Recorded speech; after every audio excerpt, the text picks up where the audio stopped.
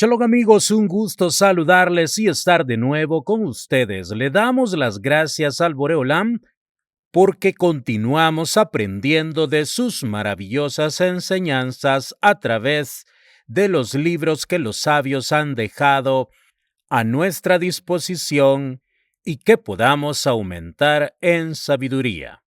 Recuerda, cada día ha sido hecho especialmente para ti. Aprovéchalo. Comenzamos. La edad del universo. Una perspectiva verdadera de la Torá, por el rabino Aryeh Kaplan. Me gustaría comenzar diciendo que el eje principal de mi discusión no involucrará a la Kabbalah. Mi razón principal para traer la Kabbalah a la cuestión es que hay muy pocos libros que discutan el pensamiento judío. Entre la suma total de libros que discuten el pensamiento judío, un gran porcentaje se consideraría libros de Kabbalah. Uno debe darse cuenta de que la mayoría de los textos cabalísticos no solo hablan del misticismo, sino que también hablan de muchas otras áreas del pensamiento judío que son muy importantes para todos nosotros.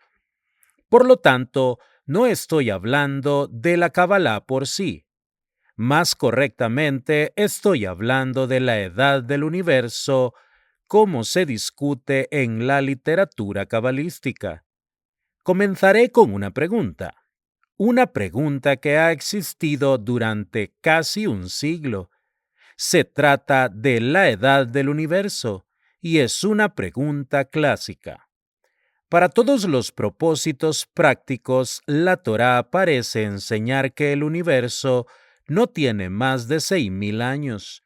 Hay mucha gente que diría que cualquiera que crea que el universo tiene más de 6.000 años es un apícores, reniega la Torá. He escuchado esto de muchas personas. En el otro lado de la pregunta hay evidencia casi abrumadora.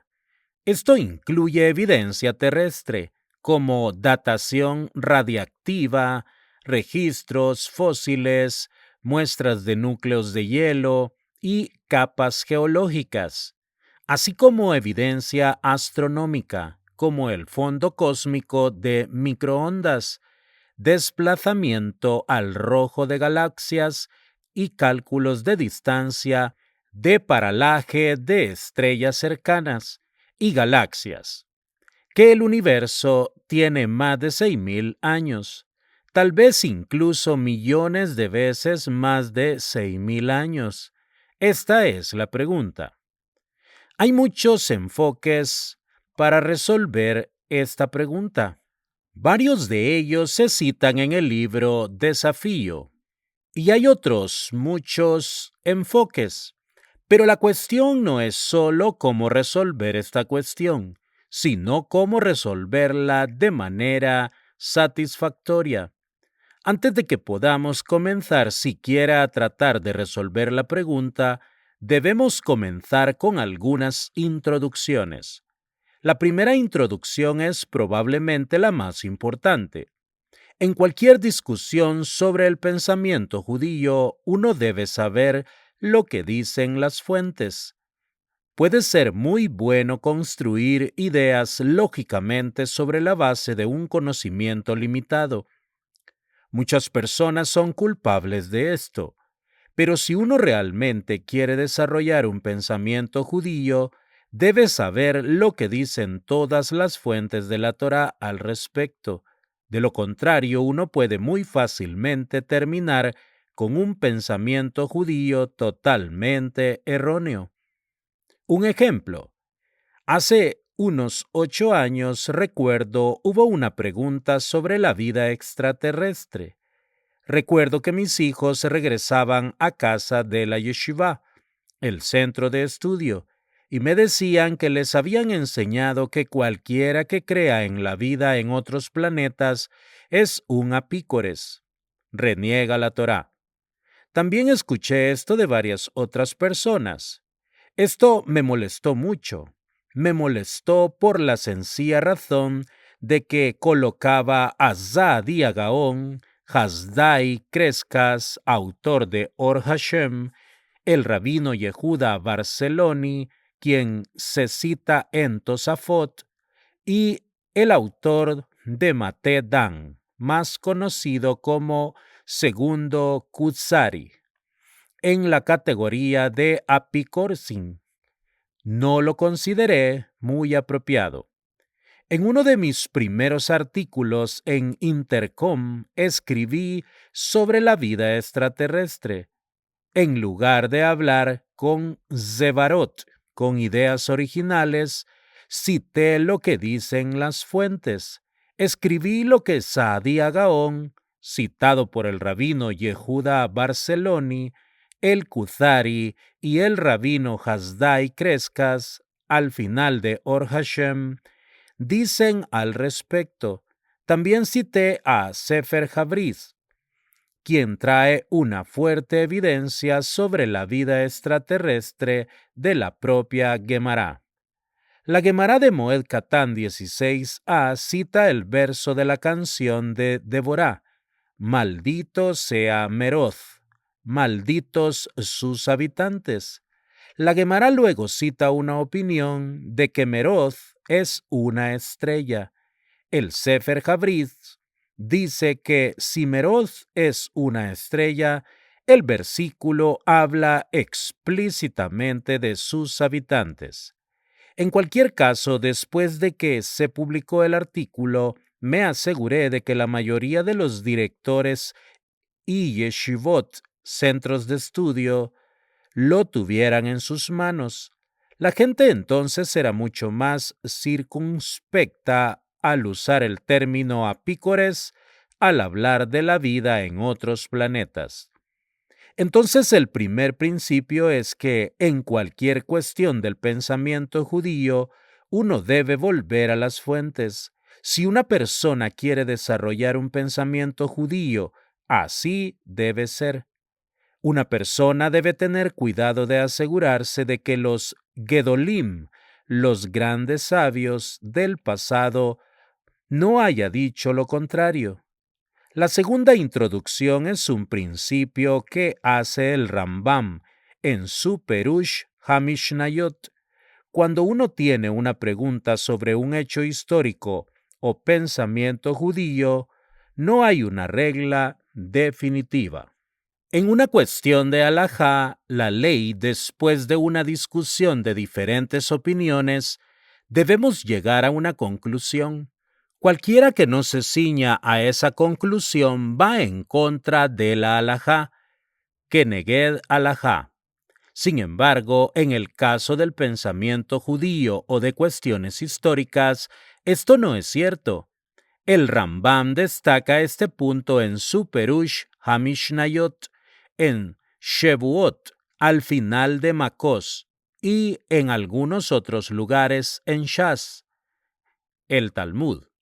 Por supuesto, hay alusiones a ello. La Gemara en Menajot y en otros lugares habla de Ilhazá le Mesijá, una ley perteneciente a la época del Mashiach, el Redentor. La Gemara dice que no posquín alajot, dictadores de leyes para la época del Mashiach. Un paradigma de esto es el concepto de estas, y estas son las palabras de Dios viviente. Está hablando de un caso en el que hay una disputa, y la Gemara dice que ambos son correctos. La Gemara usa esta expresión en dos lugares. La Gemara usa esta expresión al comienzo de Gitén, donde habla de la concubina asesinada en Gibá. Probablemente estés familiarizado con la historia, como esta concubina fue asesinada por la tribu de Benjamín y cómo los pusieron en Jerem, en prohibición, de modo que nadie podía casarse con esta tribu. Finalmente se levantó el Jerem y esta fue una de las razones por la que Hamishá Azar Beav, el 15 del mes de Av, se convirtió en Yom Tov. La Gemara pregunta por qué el esposo de esta concubina la repudió. ¿Qué tenía contra ella? Una opinión es que encontró una mosca y la otra opinión es que encontró un pelo.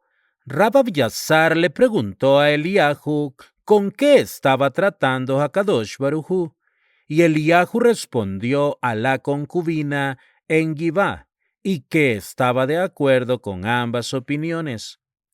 Cuando Rab Abiasar preguntó, ¿cómo puede haber una pregunta en el cielo? Eliyahu respondió, ambas son las palabras del Dios viviente. Solo dijo estas palabras y nada más. El caso más conocido de esto se encuentra en la Gemara, en Eruvin, que analiza la disputa entre Beit Hillel y Beit Shammai. Estos mahlokets continuaron durante 2 años, donde Beit Hillel dijo que la halajá es como nosotros y Beit Shammai dijo que la halajá es como nosotros. Finalmente una voz del cielo se adelantó y dijo, estas y estas son las palabras del Dios viviente, y la halajá es como Beit Hillel. En el caso de la concubina de Givá, no existe una regla definitiva, pero en el caso de Bet Hillel y Bet Shammai, la Gemara dice que existe una halajá. En mi opinión, esta es una de las fuentes del principio del Rambam. En cualquier caso, el Rambam dice claramente que en cuestiones de pensamiento o historia judía no existe una regla definitiva. En otras palabras, si se encuentra una opinión en los sabios o en nuestros libros sagrados de la Torá, aceptados, no se puede decir que no tenemos esa opinión. Por lo tanto, el Rambam a menudo toma la opinión de una sola persona y construye todo un pensamiento judío sobre ella. Puede usar esta opinión porque encaja en su sistema de lógica, aunque sea una opinión minoritaria. Él puede hacer esto, ya que todo el concepto de regla definitiva solo se aplica a cuestiones de halajá, ley judía, y no a cuestiones de pensamiento judío. El tercer principio importante que quisiera exponer es un principio en la creación. Recuerdo hace años cuando se llevaron a cabo algunos de los primeros experimentos para producir aminoácidos, los componentes básicos de la materia viva, a partir del dióxido de carbono, metano, amoníaco y vapor de agua, junto con descargas de chispas o radiación ultravioleta. Recuerdo donde se realizaron más experimentos, donde el profesor Fox pudo combinar estos aminoácidos automáticamente para formar proteínas simples y microesferas, que casi parecían criaturas vivas muy simples. Cuando esto sucedió, muchas personas religiosas estaban muy molestas. Mucha gente vio esto como un golpe a nuestra tradición.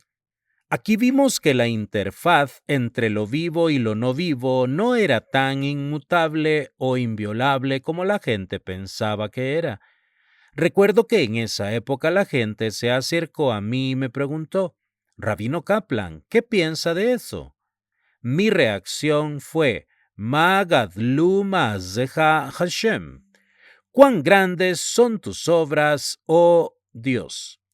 Todo lo que hizo este experimento fue mostrar que la materia inerte y los elementos no vivos tienen la capacidad de cristalizarse en vida, produciendo los químicos de la vida.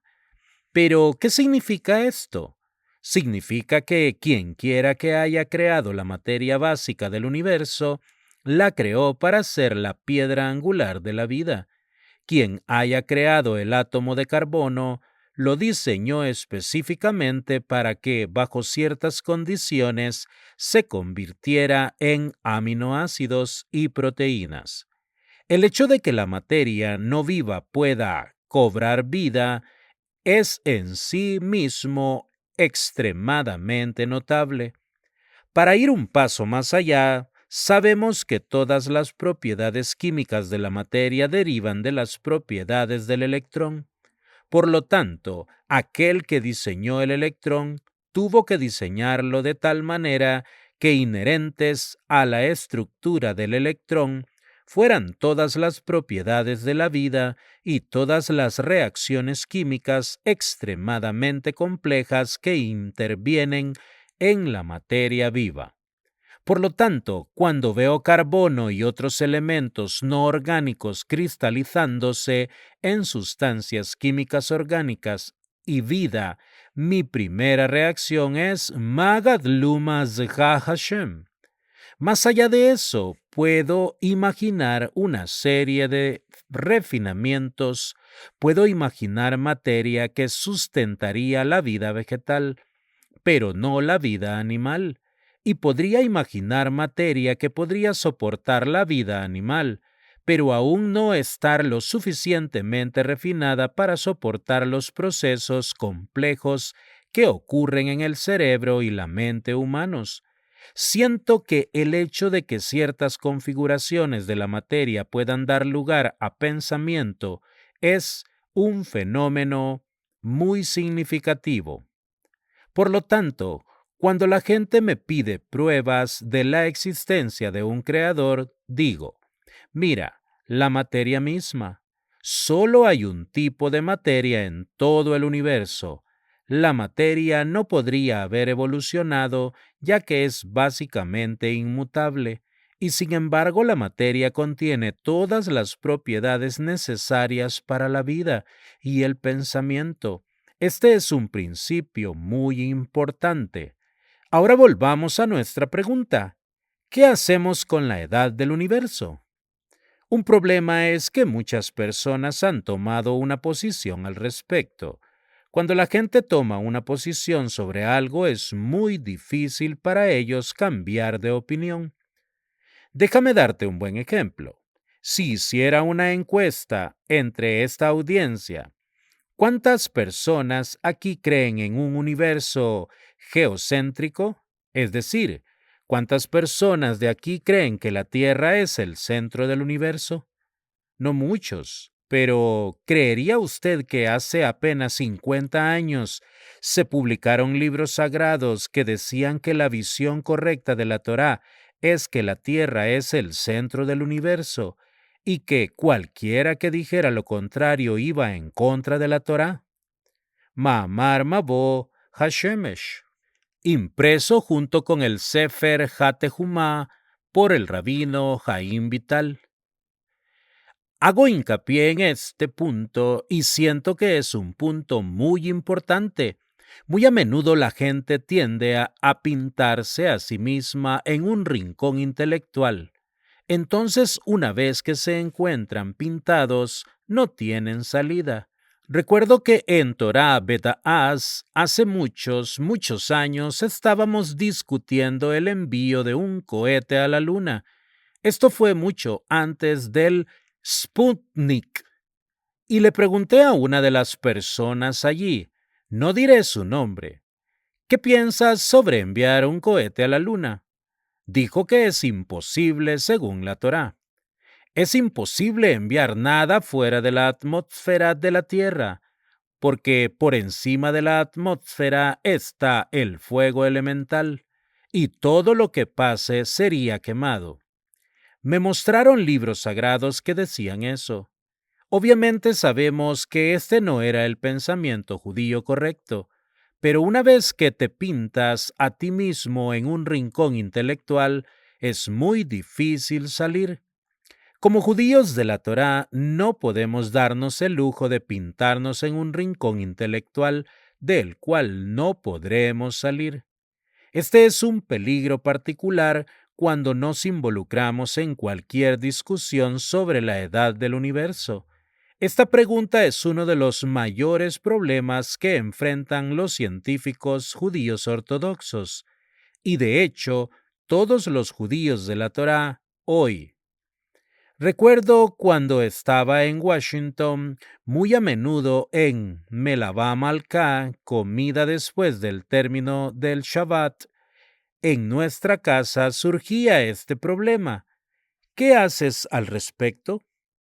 Conozco a un profesor de biología que sostenía firmemente que el universo tiene 6.000 años cuando él estaba entre la gente común, pero en clase enseña evolución como cualquier otro profesor.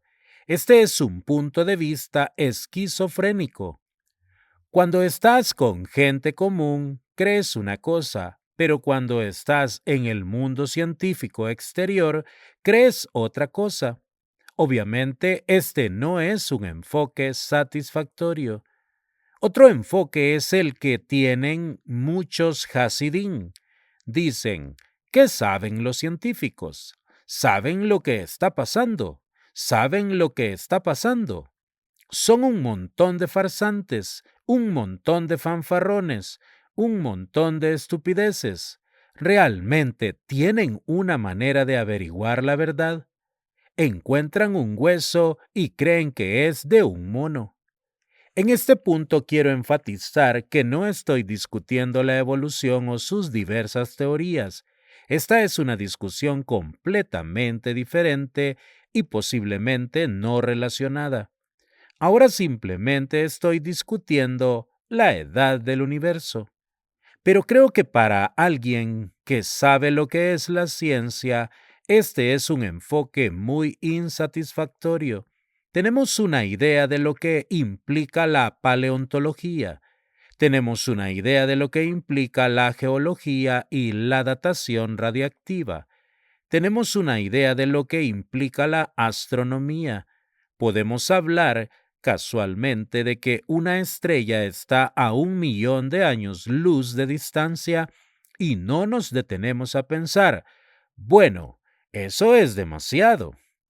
Así que yo diría que si alguien siente que la ciencia es ignorante y falsa, todo muy bien.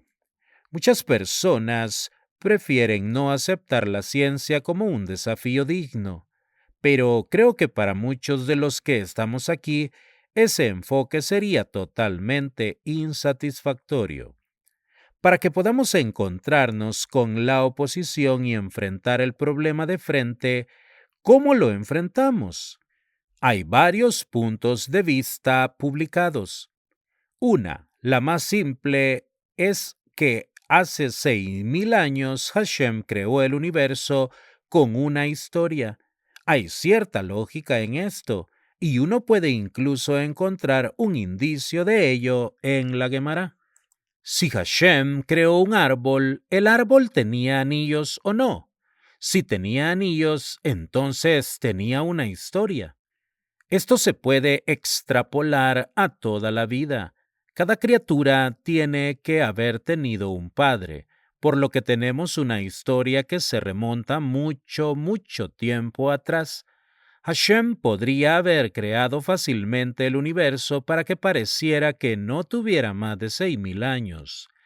La dificultad es que uno podría usar un argumento similar para decir que Hashem creó el universo hace 5 minutos. No hay duda de que un Dios omnipotente ciertamente podría habernos creado a todos con nuestros recuerdos, con todos los registros y con todas nuestras historias. Es muy posible decir que el mundo fue creado hace 5 minutos, pero esto debilita el argumento anterior. Si es posible que Hashem haya creado el mundo hace 6.000 años, entonces todo es posible. Por supuesto, es un argumento irrefutable. Por lo tanto, si uno se siente cómodo con él, diría que todo muy bien. Pero creo que tiene problemas.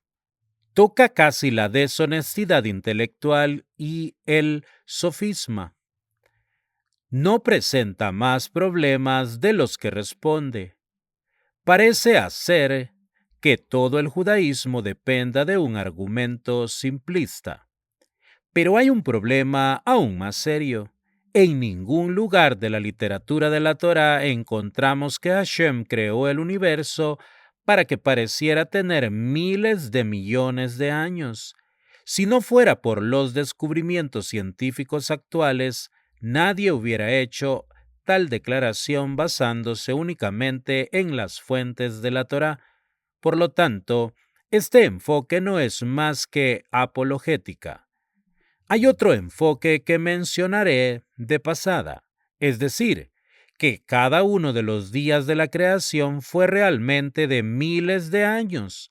Este enfoque se insinúa en Rabbeinu Behaye, quien lo menciona solo para refutarlo. Dice explícitamente que el mundo fue creado en 6 días de 12 horas cada uno, para un total de 72 horas. Además, guardamos Shabbat porque hubo 6 días de creación, donde cada día era como uno de nuestros días. Además, no hay apoyo en la literatura clásica de la Torá para decir que los días de la creación duraron más de 24 horas. Además de esto, existe el problema de que la vida vegetal se creó antes que el sol, la luna y las estrellas, y esto no encajaría en ninguna cosmología científica aceptada. Admito que el Zohar establece que la vida vegetal fue creada después del sol, la luna y las estrellas, pero esto plantea otras dificultades que van más allá del alcance de nuestra discusión. Entonces, ¿qué nos queda? Nos quedamos en una posición en la que no tenemos más remedio que mirar nuestra literatura judía clásica y ver qué dice sobre la edad del universo. ¿Hay algo sobre la edad del universo que no se haya discutido adecuadamente? Curiosamente, encontramos una respuesta muy significativa. Hay una shita, una opinión conocida por Mekubalín, sabios de la Kabbalah, como Shitat Sefer Hatemuná, la opinión del Sefer Hatemuná. Primero, permítanme presentarles Sefer Hatemuná. Se atribuye al rabino Nehuniah ben Hakaná. Ciertamente es un Sefer muy importante y es citado por el Rambam y por muchos otros libros sagrados muy importantes. Más importante aún, si uno busca en Beb Yosef, en Orah Hayim, Simán 36, encontrará una discusión sobre Zuros, Aosios, las formas de las letras hebreas. A menudo se cita el Baruch She'amar, que es el Rishon más importante que discute esto. Muy a menudo menciona que al Pizod o al Pi Kabbalah, una letra debe tener una forma determinada, aunque no se suelen citar las fuentes. Casi siempre que un posek menciona que una letra debe tener una determinada forma al pi Kabbalah, la fuente es el Sefer Hatemuná. Solo menciono esto para enfatizar que el Sefer Hatemuná no es un Sefer apartado del que nadie haya oído hablar, es un Sefer muy importante. El Sefer Hatemuná habla sobre la idea de Shmitos. La Gemara enseña que el mundo durará 6.000 años y en el año 7.000 habrá un milenio sabático. Sefer Hatemuná dice que esto está hablando de un solo ciclo de Shemitah.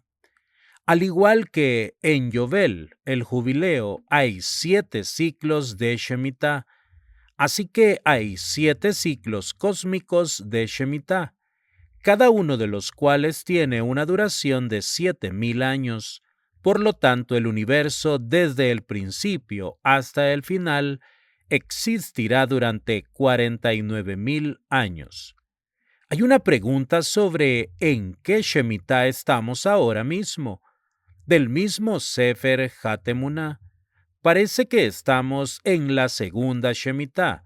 Sin embargo, esto es ambiguo y se interpreta de manera diferente. En su Drash Or HaHayim, el autor de Tiferes Yisrael sobre Mishnayot menciona que estamos en el cuarto Shemitah, pero su fuente es ambigua. Discutiré el Drush Or HaHayim más tarde. Otra shita está en Sefer Livnas Hasapir, que dice que ahora estamos en la séptima Shemitah.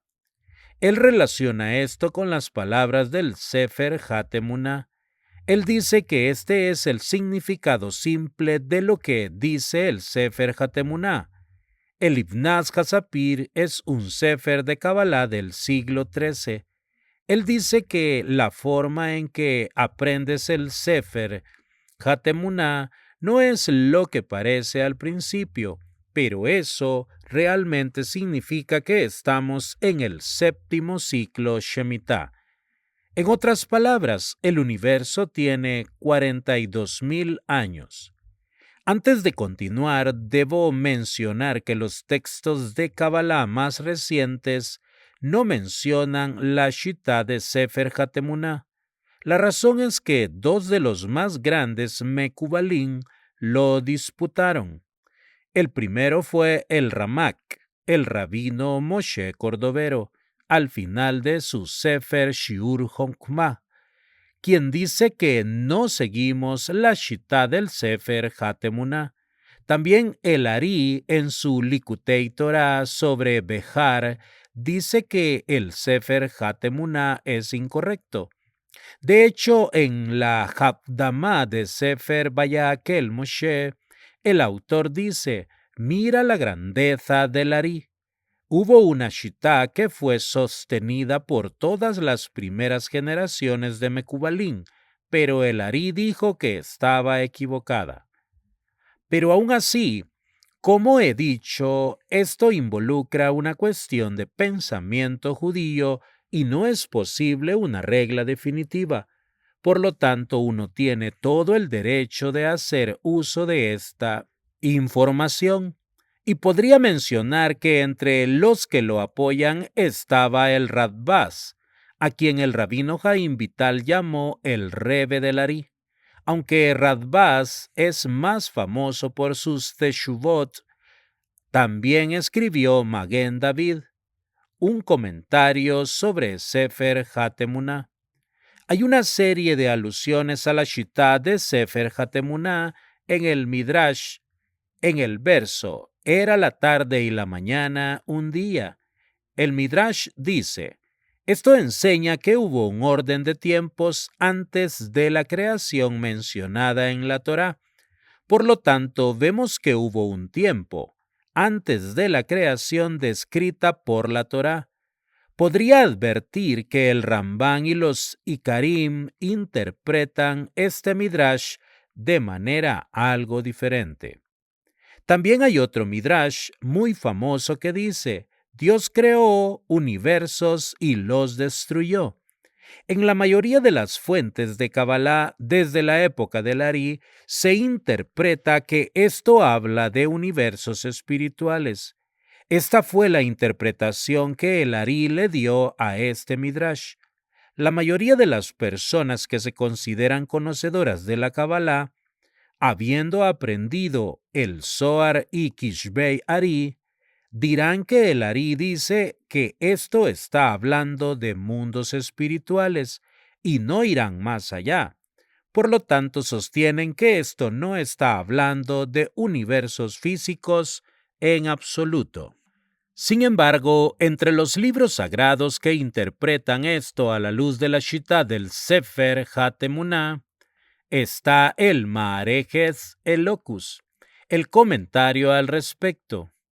Minhas Yehudá, del rabino Yehuda Haidt, conocido como el Haidt, se cita en muchos textos de Kabbalah. Maarejes Elocus habla de la shita del Sefer Hatemuná Y luego dice que este es el significado de la enseñanza en el Midrash, de que Dios creó universos y los destruyó. También dice que este es el significado de la enseñanza del Midrash de que existió un orden de tiempos antes de nuestro universo. Es cierto que Ramban y Karim interpretan este Midrash de manera diferente, pero hay una fuente antigua que lo ve como un apoyo al Sefer HaTemuná. Entre los libros sagrados filosóficos que aluden a esta Shita se encuentra el Kuzari y Megilá HaMegilos del rabino Abraham Ben Hillá, contemporáneo del Rif. Otra declaración talmúdica que respalda al Sefer HaTemuná es la declaración de Hagigá, que habla de las 974 generaciones que existieron antes de Adán. Se deriva del Posek, algo que ordenó durante 1000 generaciones. Sabemos que la Torá fue entregada 26 generaciones después de Adán, simplemente contando las generaciones desde Adán hasta Moshe. Las 26 veces que aparece la expresión Ki Leolam Hasdo en el Salmo aluden a estas 26 generaciones. Restar 26 de 1000 da 974. Varios libros sagrados, Maereques de Locus en particular, dicen que estas 974 generaciones pertenecen a la Shemitah anterior que existió antes de la creación de Adam Harishon. También hay una serie de otros libros sagrados que hablan de la Shita del Sefer HaTemuná. Estos incluyen Rabbeinu Bechayet en Bejar, Recanti, Zioní y Sefer HaKinuj en la Misbah de Yovel. Hay alusiones a esta Shita en el Ramban e Ibn Ezra. Era una Shita muy conocida entre los Rishonim. Uno de los Gedolim más recientes en hablar sobre esta Shita es el autor de Tiferet Yisrael, al final del Seder Nesikim, en lo que él llamó Drash Or HaHayim. Y podría decir que esto es muy controvertido en muchos sectores. La mayoría de la gente asume que fue escrito como una apología de las teorías de Darwin, sin darse cuenta de que se publicó por primera vez en 1834, mucho antes de que Darwin apareciera en escena. Este drash o explicación fue tan controvertido que se omite en muchas ediciones de Hayim Uboaz Mishnayot, que normalmente lo contiene. En más de una ocasión quise mostrarle a alguien algo en este drash, solo para descubrir que lo habían arrancado del libro. Esta es también la razón por la que algunos grupos hasídicos no aprenden Tiferet Yisroel, a pesar de que fue un gran gadol. Eso sí, uno de los principales problemas es que no cita todas las fuentes. Cita el Rabbeinu Bechayé y el Ibn Ezra y el Ramban. Todos estos son ambiguos si uno no es consciente de la Shita desde sus fuentes más originales. Sin embargo, el enfoque de Tiferet Yisrael es muy interesante. Habla de la idea de que hubo universos y personas antes de Adán. Luego dice, mira cómo se han reivindicado las enseñanzas de nuestra Torá. Estoy parafraseando. En varios lugares del mundo se han encontrado criaturas que hoy ya no existen. En Baltimore encontraron una criatura gigantesca llamada mamut, que ya no existe hoy. En otros lugares se encontraron dinosaurios de más de 90 pies de largo, y obviamente ya no existen tales criaturas en el mundo. Solo mire y vea los M's, las verdades de nuestra tradición de la Torá. Incluso la ciencia muestra que hubo mundos antes que el nuestro.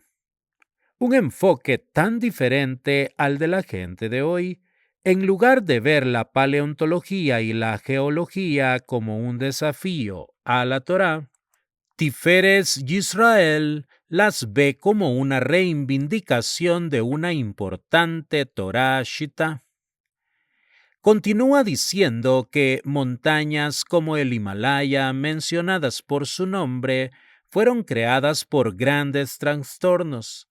Estos fueron los trastornos mencionados en el Sefer Hatemuná, ya que hubo grandes tohu y bohu entre cada ciclo. Podemos ver la verdad de esta shita con nuestros propios ojos.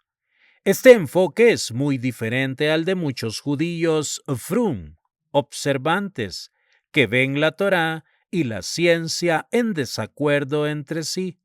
Muchos de nosotros sentimos que cada vez que la ciencia hace alguna declaración con respecto a la paleontología o la geología, debemos erizarnos y luchar.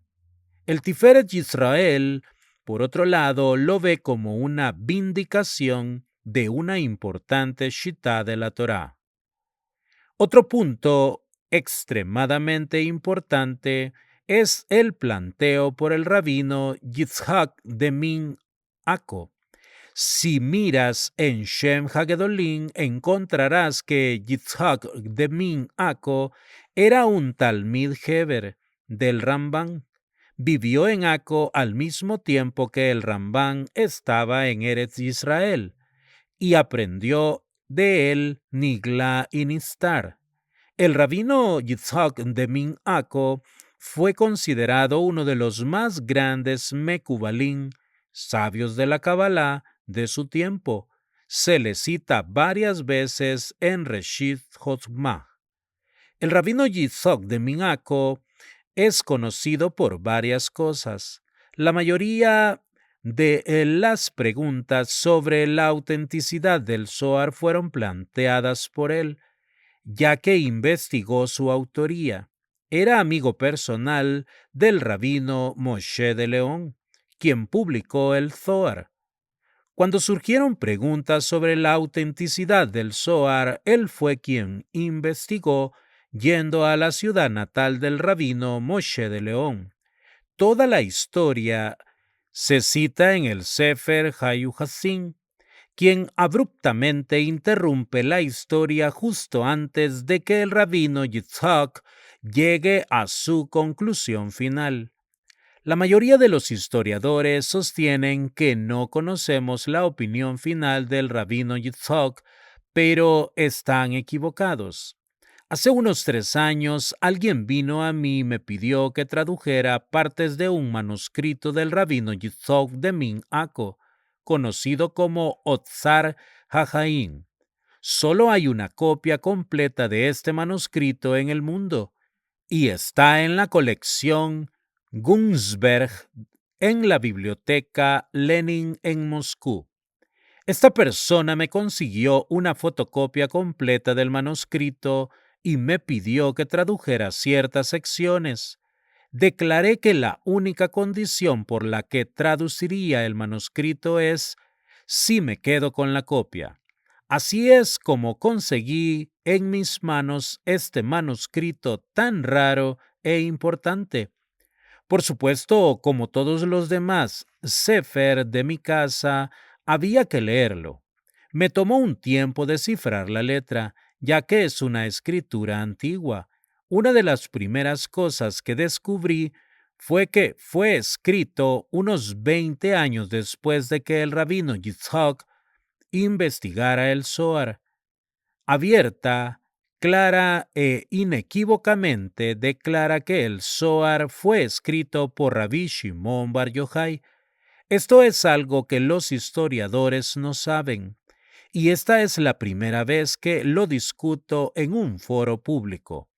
Pero el hecho es que la única persona históricamente conocida por haber investigado la autenticidad del Zohar en el momento en que se publicó por primera vez, llegó sin ambigüedades a la conclusión de que se trataba de una obra antigua escrita por Rabbi Shimon Bar Yochai. Pero el rabino Yitzhak de Minc-Ako tiene una enseñanza importante que está relacionada con nuestra discusión aquí. Está firmemente de acuerdo con la shita del Sefer HaTemuná. Luego comienza a hablar sobre Yomo Shel Hakadosh Baruj Hu, los días de Dios. Se sabe por el Midrash y la Gemara que uno de los días de Dios equivale a 1000 años. Por lo tanto, dice el rabino Yitzhak, ¿cuál es uno de los años de Hashem? Obviamente es 1000 veces 365 un cuarto o 365.250 años. Recuerde que esto fue escrito hace más de 700 años, pero según Sefer HaTemuná, el universo debe existir durante 49.000 años. Él dice que no debemos pensar que este es un período corto de tiempo. Estos años no son años humanos, sino años de Hakadosh Baruj Hu. Luego va a decir, Lehotzi mi liban, para refutar la opinión de aquellos que dicen que el universo no existirá por más de 49.000 años, porque dice, los años en discusión no son años humanos, sino años divinos. Por lo tanto, ve a calcular cuánto tiempo existirá el universo. De acuerdo con Livnat Hassapir, que discutimos anteriormente, la interpretación más autorizada del Sefer HaTemuná, ahora estamos en el séptimo Shemitah. Cuando Adán fue creado, el mundo tenía 42.000 años, pero antes de la creación de Adán, no usamos años humanos, sino años divinos. Por tanto, la edad del universo es de 42.000 años divinos.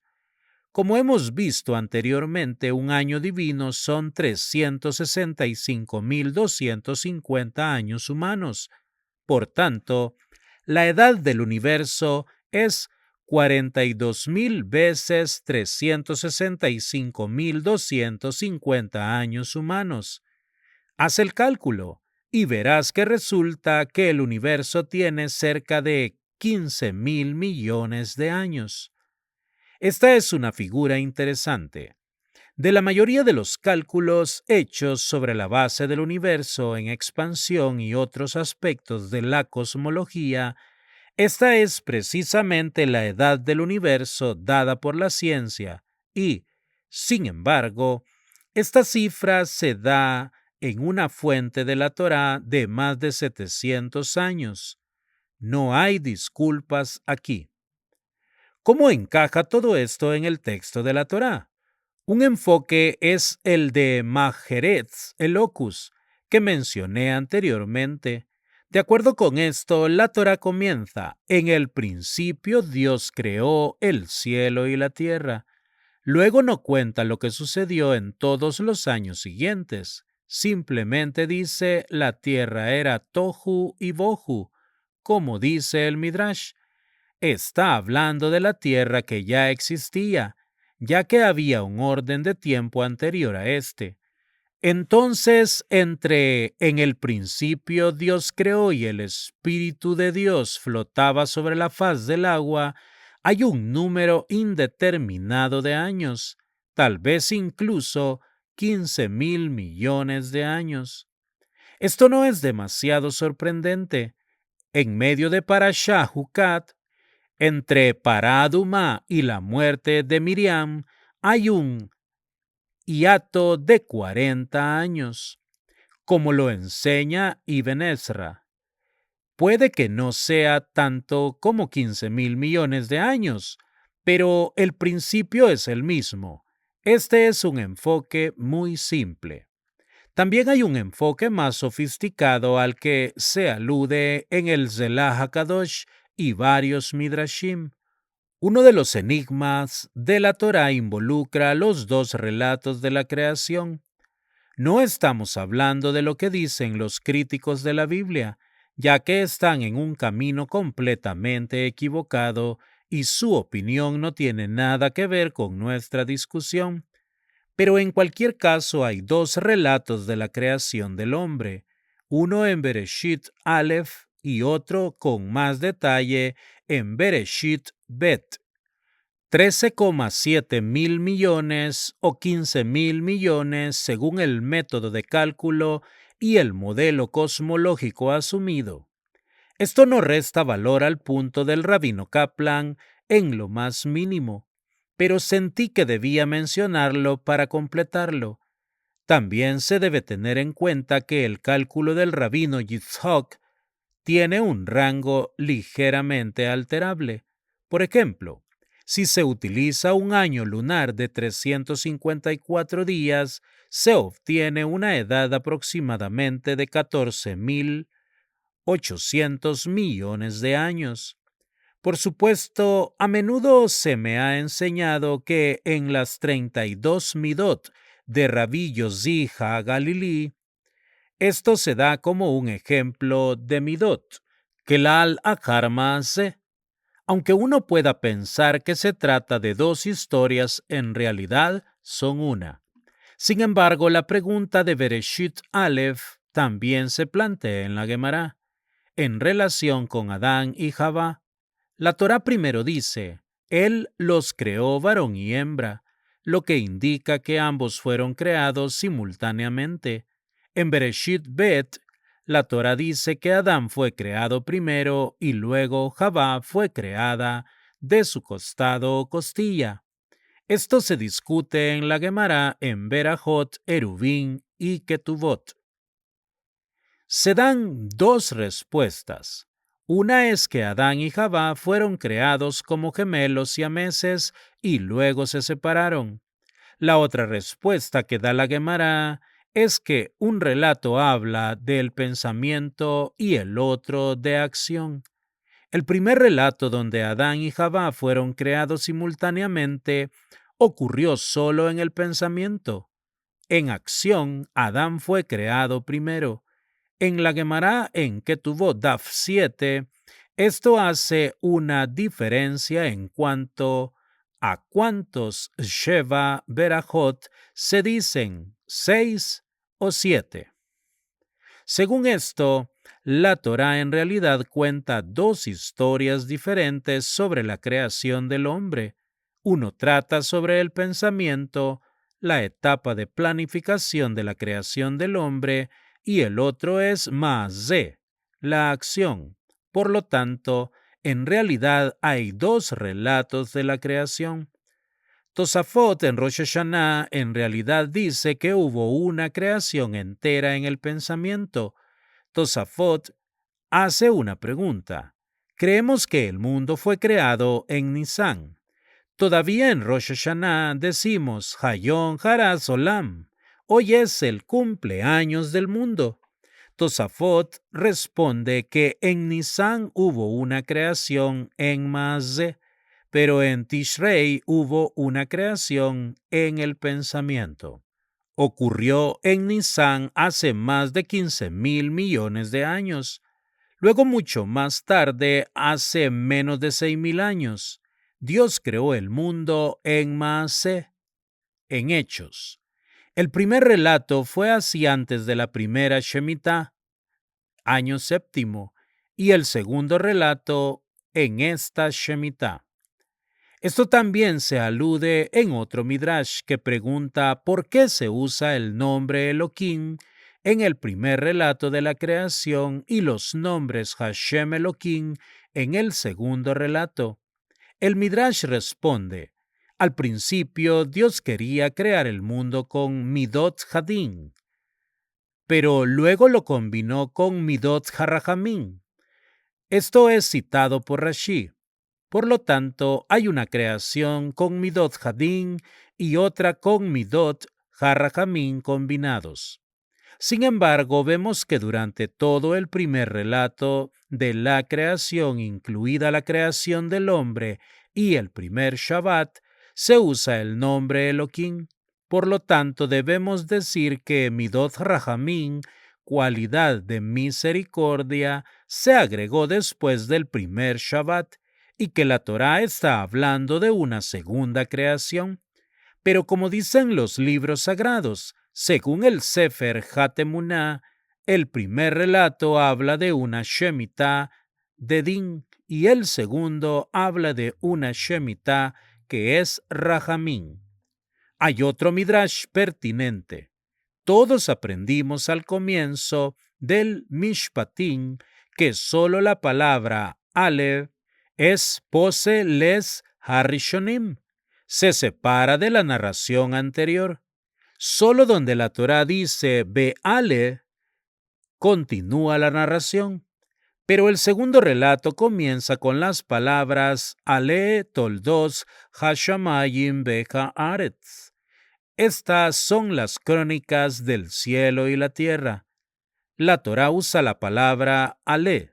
El Midrash dice que esto se separa de la narración anterior, ya que la narración anterior habla de Tohu y Bohu. Así el Midrash indica que todo antes de Bereshit Bet habla del Tohu y Bohu.